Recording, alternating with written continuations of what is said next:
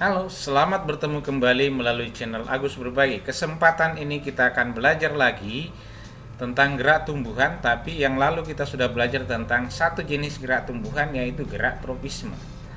Kesempatan ini kita akan belajar tentang gerak nasti. Gerak nasti ini juga merupakan salah satu gerak esionom. Pertemuan yang lalu, gerak esionom itu dibagi atas 3, gerak tropisme, gerak nasti, dan nanti gerak taksis. Kali ini kita akan belajar tentang gerak nasti.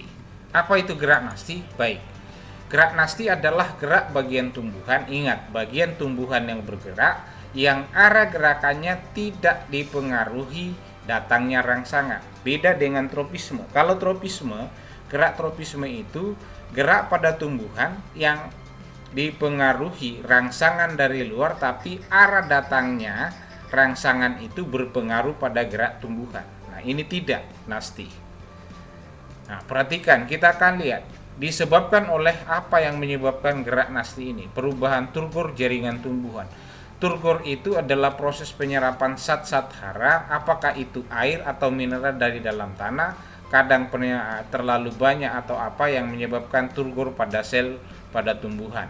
Nah, tentang ini kita akan lihat nanti masalah perubahan turgor yang lebih jelas nanti di SMA, tapi kita akan lihat ada beberapa jenis gerak nasti ini berdasarkan jenis rangsangannya.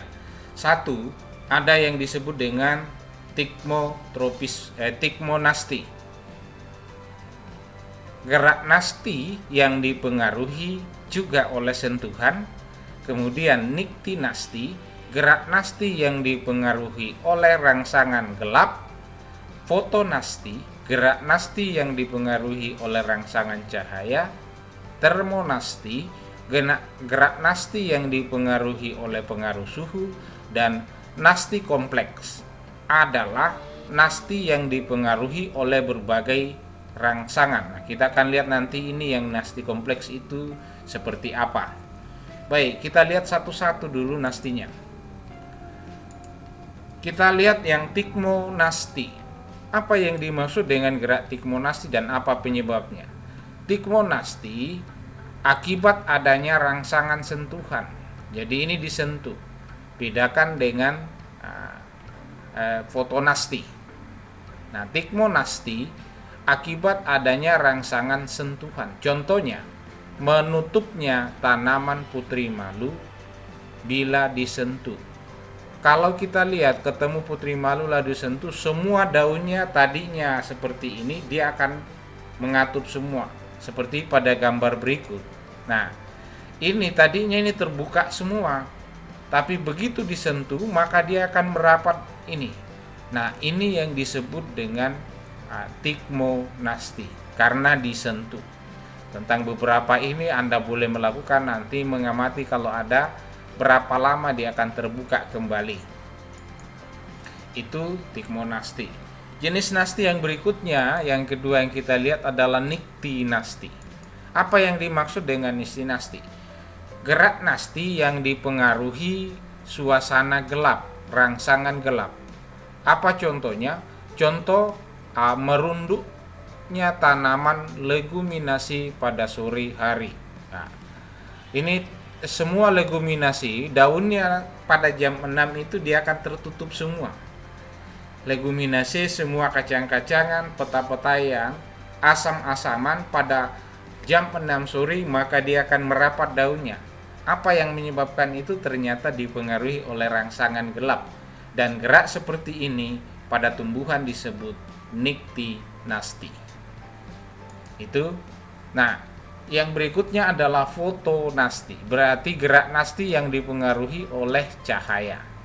Akibat dipengaruhi rangsangan cahaya, contohnya adalah mekarnya bunga pukul 4 dan bunga pukul 9. Ini bunganya tidak akan pernah mekar pada saat bukan waktu tertentu. Nah, bunga pukul 4 akan mekar pada bunga pukul 4, bunga pukul 9 mekarnya akan mekar pada bunga pukul 9. Cahaya ini yang menyebabkan mekarnya, yang mempengaruhi gerakan itu. Nah, itu disebut dengan fotonasti. Tumbuhan-tumbuhan ini nanti akan mekar seperti ini, ya. pada jam 9 atau jam 4 kalau bunga pukul 4. Berikut, gerak nasti yang berikutnya yang kita akan lihat adalah termonasti. Berarti gerak nasti yang dipengaruhi oleh suhu, perubahan suhu. Contoh, mekarnya bunga tulip dan sakura di musim semi.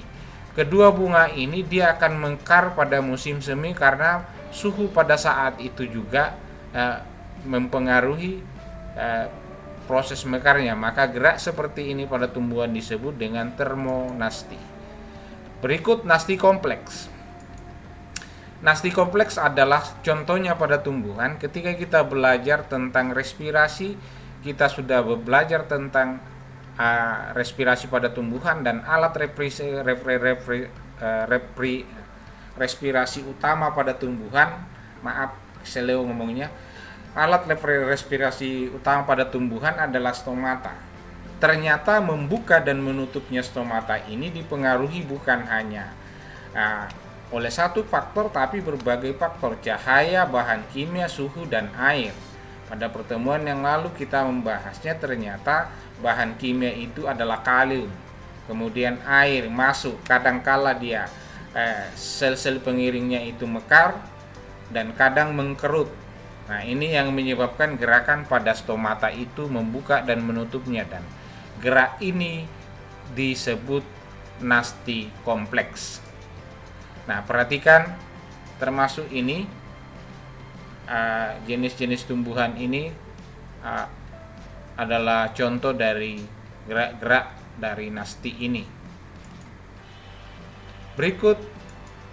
Yang kedua berikutnya adalah taksis. Hari ini kita akan habiskan ini. Taksis adalah gerak seluruh tubuh tumbuhan akibat rangsangan dari luar. Ingat, yang nasti hanya bagian tertentu. Juga pada tropisme hanya bagian tertentu, tapi arah datangnya rangsangan mempengaruhi. Taksis adalah gerak seluruh tumbuhan akibat rangsangan dari luar. Arah gerak ditentukan arah rangsangannya juga. Nah, ini beda-beda. Taksis ini berdasarkan jenis rangsangannya kita akan lihat. Ada fototaksis, berarti cahaya, pengaruh cahaya, gerak taksis yang dipengaruhi oleh cahaya. Kemotaksis, gerak taksis yang dipengaruhi oleh zat kimia, dan galvanotaksis, gerak taksis yang dipengaruhi oleh arus listrik. Kita lihat satu-satu. Nah, fototaksis karena rangsangan cahaya. Contoh gerakan ini adalah kloroplas ke arah cahaya. Ya.